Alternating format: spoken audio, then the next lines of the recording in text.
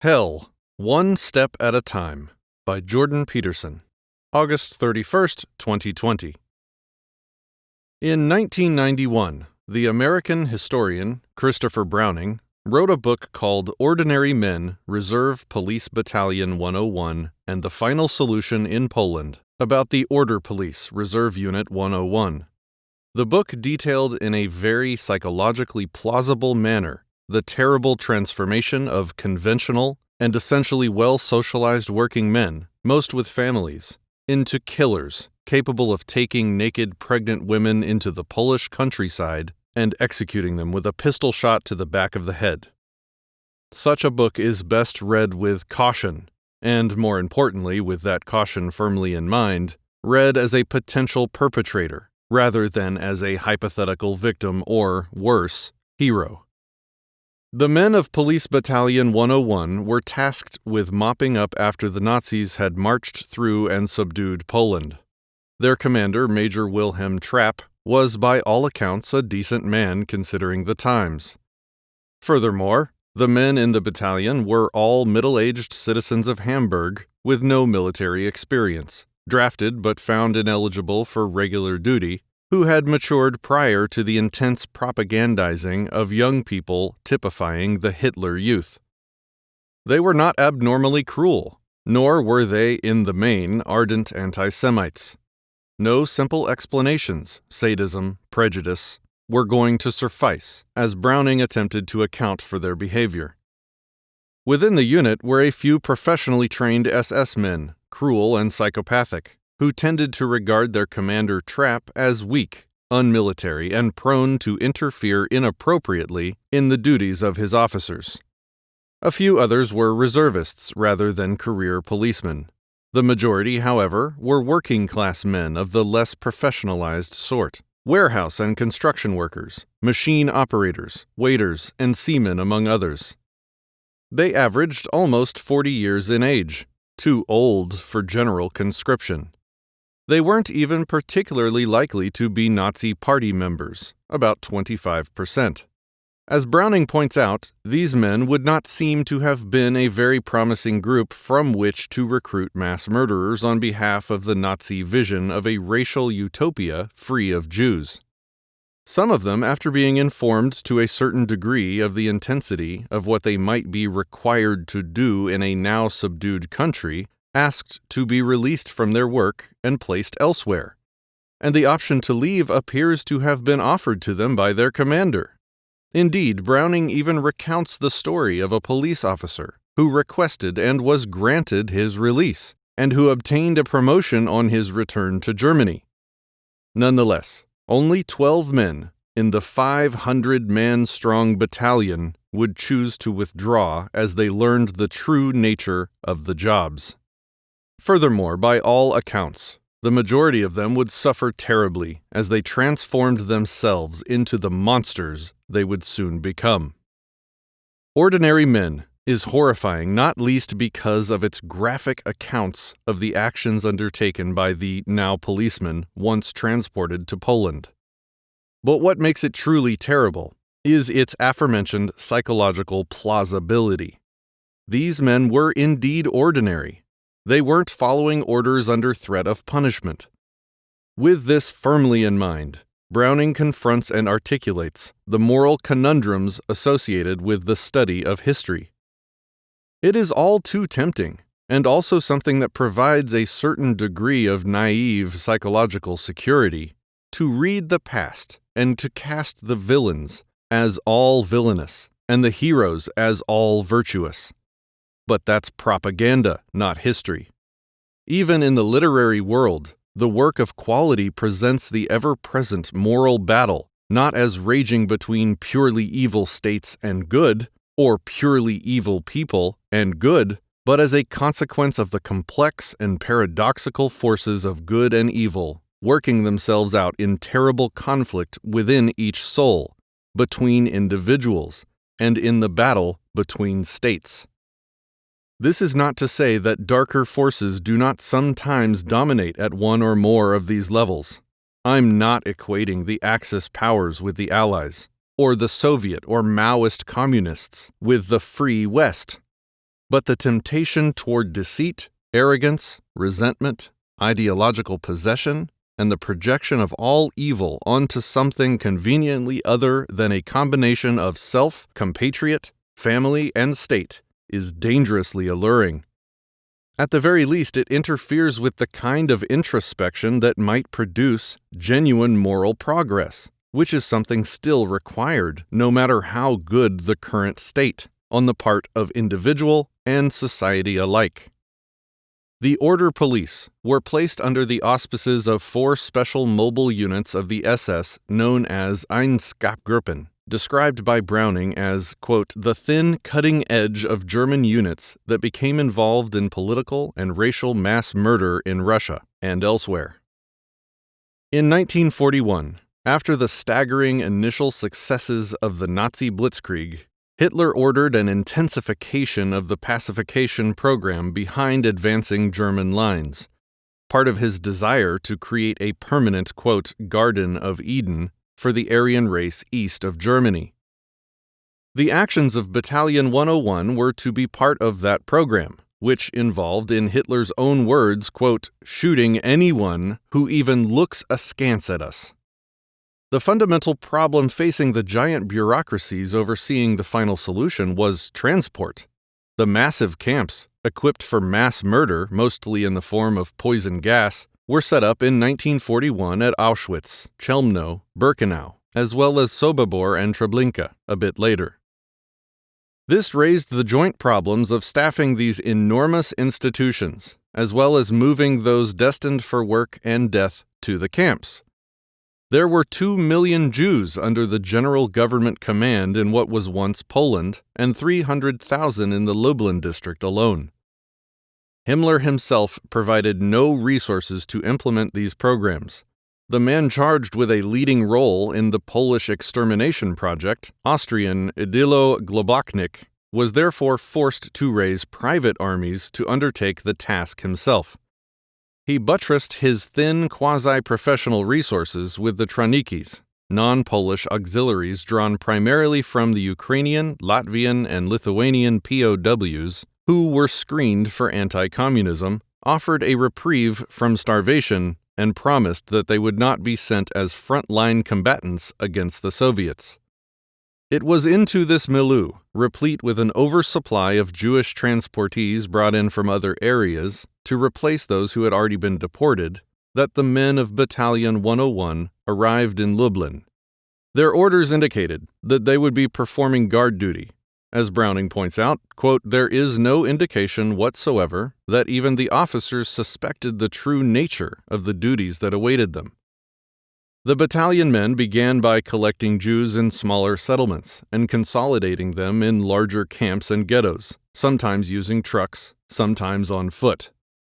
None of this involved mass execution, although Jews who were frail, old, and sick were shot, at least in some instances. That might be considered the beginning, although even the mass deportations constituted a clear step down a bad road. However, Globoknik quickly realized that the speed of merely collecting people was insufficient, and determined to hasten the eradication process with on-site mass execution by firing squad. Things changed dramatically for the worse in Józefów, a small town in east-central Poland, which had at that time a population of about 1,800 Jews. Globoknik, or someone close to him, informed Trapp that these people were to be rounded up as usual, but that only the males capable of working were to be transported. The elderly, women, and children were to be executed on the spot. One Lieutenant Heinz Buchmann refused, forthrightly, stating that, quote, he would in no case participate in such an action, in which defenseless women and children are shot. Lieutenant Hagen, Trapp's representative, agreed to reposition Buchmann and placed him in charge of the male Jews selected for work. This is a very telling episode in my estimation. Buchmann made his move under very dire and dangerous personal circumstances and was not punished for it. He was merely reassigned. Although there were undoubtedly times when moral objection to an unacceptable order, the massacre of unarmed women and children certainly topping the bill, would have resulted in extreme personal danger, and perhaps even danger to family members. We don't know how common such retaliatory threats actually were, nor how often such malevolent orders could have been successfully refused. It may be, after all, that under such circumstances, the resistor had such a clear upper hand, morally speaking, that it is difficult to effectively criticize or to discipline him. In any case, the next morning, when the truck convoy arrived in Józefów, Trapp made another extraordinary offer. Quote, "Any of the older men who did not feel up to the task that lay before them could step out." A dozen men abandoned the operation, after facing some abuse from Hoffman. Is it too much to point out that a decision of that sort, even when accompanied by accusations of betrayal and cowardice, appears far preferable to outright participation in mass murder of the most conscience betraying sort? And to note also how tiny the minority of men was who stepped voluntarily aside, and how few followed in their footsteps, even after the example of resistance had been made. The remaining men were ordered to surround the village, shoot any escapees, escort the Jews to the marketplace, and shoot all too resistant, sick, or frail to comply, as well as infants, incapable of the journey. This meant the massacre of the weakest and least able to defend themselves. Something less in keeping with any sense of military honor could hardly be imagined. Trapp himself did not witness the executions. Quote, "Oh God, why did I have to be given these orders?" he said in a clearly heartfelt manner. His tears flowed copiously. He asked a subordinate if he felt that what was happening was in any manner justified. Quote, "No, Herr Major," he replied.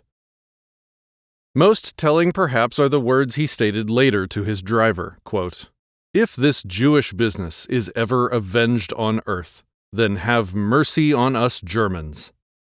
There is every bit of evidence that Trapp, and not only Trapp, suffered dreadfully because he betrayed his conscience, despite undertaking his duty, showing full well that obedience to God, so to speak, transcends the duty placed even on conventionally disciplined men by their superiors, just as the later Nuremberg trials insisted. Culture itself can become corrupt. Obeying its dictates under such circumstances is merely to participate in the corruption, as well as a genuine and serious dereliction of duty, even with regard to the culture itself, regardless of its collective opinion, given that the true duty of the patriot and citizen is revivification of the dead past, lost in chaos, and restoration of its vision. Under such circumstances, there are no zero-risk options. We can choose expedience and its illusory safety, or the great dangers of a long-running, pathological game that degenerates into hell. The evidence regarding the actual shooting of infants is mixed. Some claimed that there were bodies of very young children among the elderly and sick left dying in the doorways, houses, and streets. Others claimed that, quote, "almost tacitly everyone refrained from shooting infants and small children." Nonetheless, once the Jewish inhabitants of Józefów were marched to the train tracks, the slaughter began in earnest. Workers were separated from their families, weeping as realization dawned among them. The battalion men were instructed to place their bayonets on the backbone above the shoulder blades and to fire, in unison, on order. Excepting a short break, the shootings proceeded until nightfall. It is worthy of note that several additional men, but again, not too many, refused to take part in this process, after its details had been outlined. These men were merely assigned to alternative duties. Others shot past their victims or hid in a local Catholic priest's garden until they became afraid they might be noticed. Some spent undue time searching houses. The executions were a bloody and horrific affair. Using fixed bayonets as aiming guides was of little use.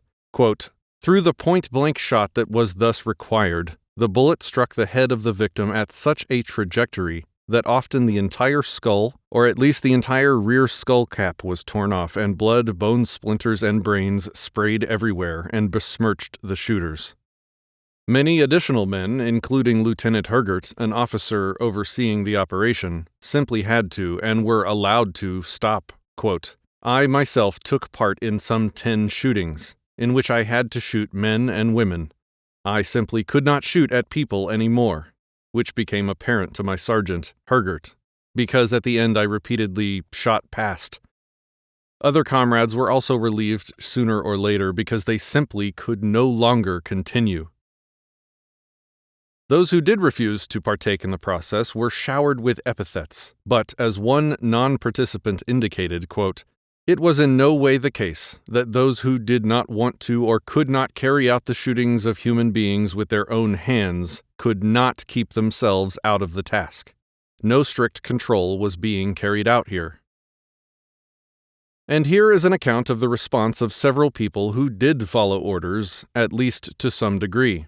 One soldier, Franz Kastenbaum, had shot 4 victims. Quote, "The shooting of the men was so repugnant to me that I missed the 4th man. It was simply no longer possible for me to aim accurately. I suddenly felt nauseous and ran away from the shooting site. I then ran into the woods, vomited, and sat down against a tree. Today I can say that my nerves were total finished." Could there be any clearer indication of violation of some inner sense of right and wrong? He then returned to the wood's edge and rode an empty truck back to the marketplace, suffering no consequences for his actions. Perhaps 20 to 30% of men engaged in such covert avoidance, although the terrible corollary of that is that 70 to 80% complied. Browning states, quote, "When the men arrived at the barracks in Bilgarage, they were depressed, angered, embittered, and shaken. They ate little, drank copiously, and listened as Trapp attempted to place the responsibility on those higher in the chain of command. But the horror remained, and the nightmares began, and the men agreed silently not to discuss what had taken place. When the policemen were later interrogated about their participation in the events, many denied that they'd had any choice. A smaller fraction attributed their participation to outright cowardice or an unwillingness to lose face. Others rationalized their actions. Quote, "I made the effort, and it was possible for me to only shoot children. It so happened that the mothers led the children by the hand. My neighbor then shot the mother, and I shot the child that belonged to her. Because I reasoned with myself that after all, without its mother, the children could not live any longer. It was supposed to be, so to speak, soothing to my conscience to release children unable to live without their mothers." End quote. Browning also notes a remarkable dearth of any discussion whatsoever of anti-Semitism as a motivating factor. Furthermore, quote, "Politically and ethically motivated opposition, explicitly identified by the policeman in question, was relatively rare. It was a matter of personal repugnance, by all appearances, motivated by conscience, often overridden, much to the detriment of not only the victims, with whom our fundamental sympathy should obviously lie, but the perpetrators themselves." As the work undertaken by Police Battalion 101 continued, those in charge became more psychologically canny. They removed the men from the worst of the work, returning them to the rounding up of the Jews in question and assigning the actual killing to the POW Tranikis.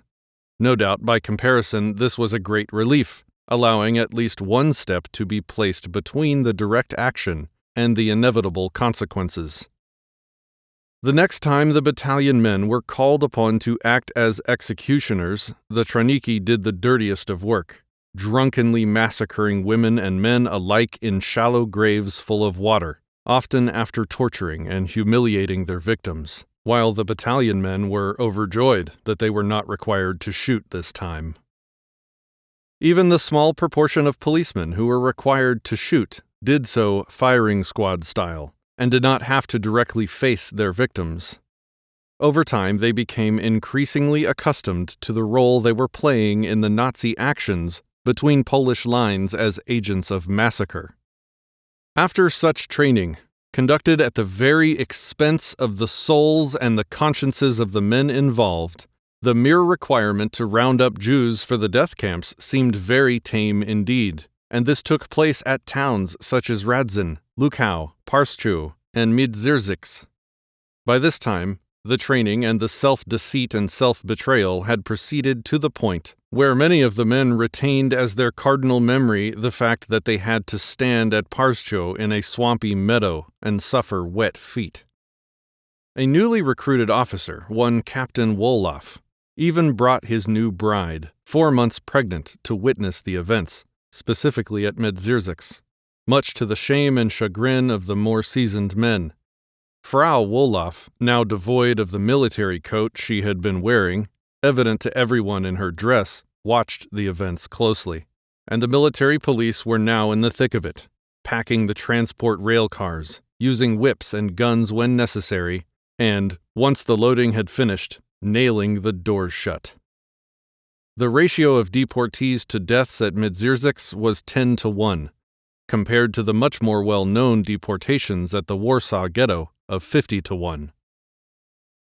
As Browning reports, the Jews of Miedzierzyce did not march like, quote, lambs to the slaughter. They were driven with an almost unimaginable ferocity and brutality that left a singular imprint on the memories of even the increasingly numbed and calloused participants of Reserve Police Battalion 101. This was no case of out of sight, out of mind, and the situation only worsened from there. At Sarakomla, the northern Lublin district, under the command of Captain Wolof, the 200 to 300 Jews who had been gathered and cordoned were ordered suddenly to be shot. Each policeman directly faced the individual he was to execute. Quote, following each round, the next group of Jews was brought to the same spot and thus had to look down at the growing pile of corpses of their family and friends before they were shot in turn. Only after a number of rounds did the shooters change sights. End quote. It is exactly that additional, staggeringly callous cruelty that is the true sign that corruption has attained its ultimate victory. By this time, the once compassionate Trapp appeared to have had little compunction about carrying out his duties. There is no reason to be triumphant about this, or to feel comparatively morally superior. It is an indication that even those who are not temperamentally or, shall we say, philosophically or theologically inclined to delight in mayhem can certainly train themselves to participate in it. This should be an object lesson to us all, given that it is far from obvious that the typical person would have been as merciful as Trapp was to begin with. To me, what the story of Trapp produces is excess and deeper horror, proving evidence as it does for the hell that can await anyone willing to move forward despite themselves one terrible step at a time.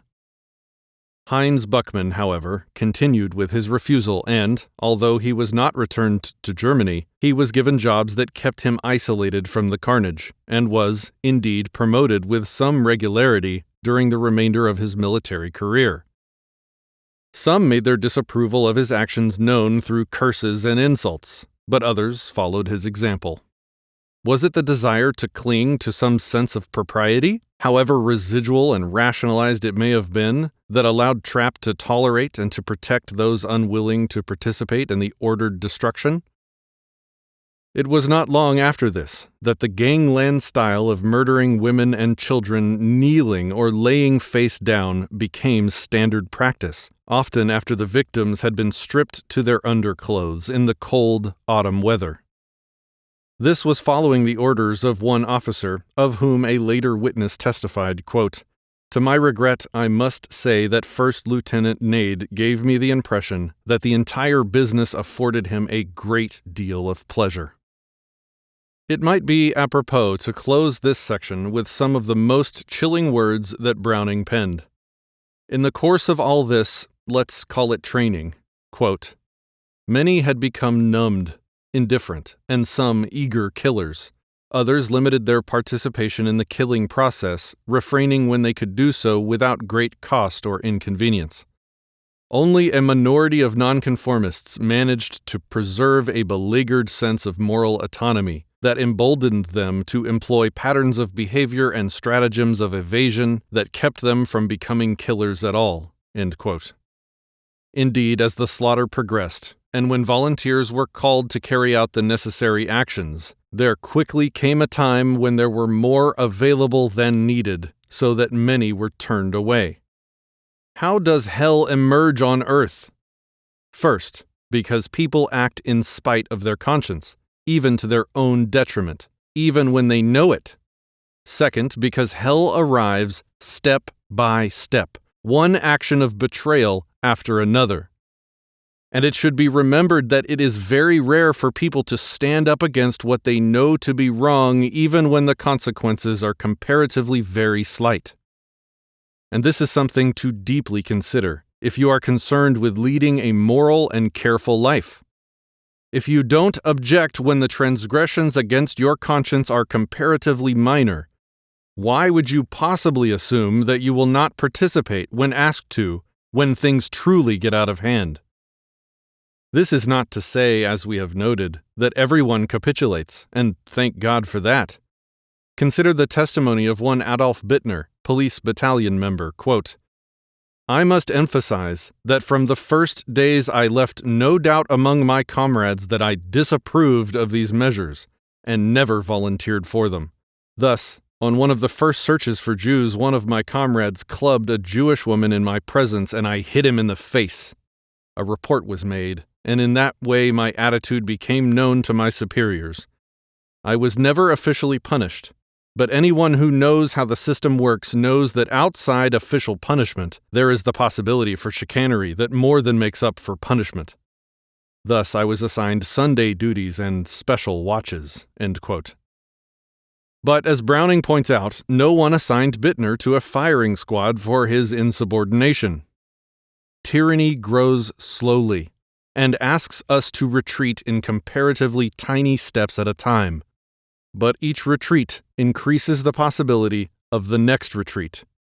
Each betrayal of conscience, each act of silence despite the felt resentment, and each rationalization weakens resistance and increases the probability of the next tyrannical move forward. This is particularly the case when a certain percentage of those pushing forward truly delight in the irresponsible power they have now been granted, and such people are always to be found. Better to stand forward, awake when the costs are relatively low, and perhaps when the potential rewards have not yet vanished. Better to stand forward before the ability to do so has been irretrievably compromised. This is the terrible lesson of the Holocaust and, I would say, of all the 20th century tyrannies. How are men, who were by all means ordinary and decent citizens of their type, or at least no worse than others and somewhat randomly selected, transformed into the heartless wolves of destruction who obeyed the terrible orders they were delivered? The answer is not pretty. It's far too personal for those who think clearly and realistically while they read and reflect. It's far too indicative of the terrible dangers of mere order and the loss of soul and spirit that is the price for sacrificing conscience to the state. It's far too frightening to consider the terrible places at which it is possible to arrive following one careless and willfully blind step at a time. But it's necessary to contemplate if we are to stop once and for all the catastrophe of the unconscionable social conformity that accompanies the sacrifice of the still small voice. There are consequences for following the rules, as this sequence of stories clearly relates. There are consequences to adhering to the order established by social consensus when the social consensus and, therefore, the order has become pathological. The consequences in this case involved the persecution and torture and death of thousands of people, as well as the perversion of the souls of those who were involved in carrying out their unconscionable acts.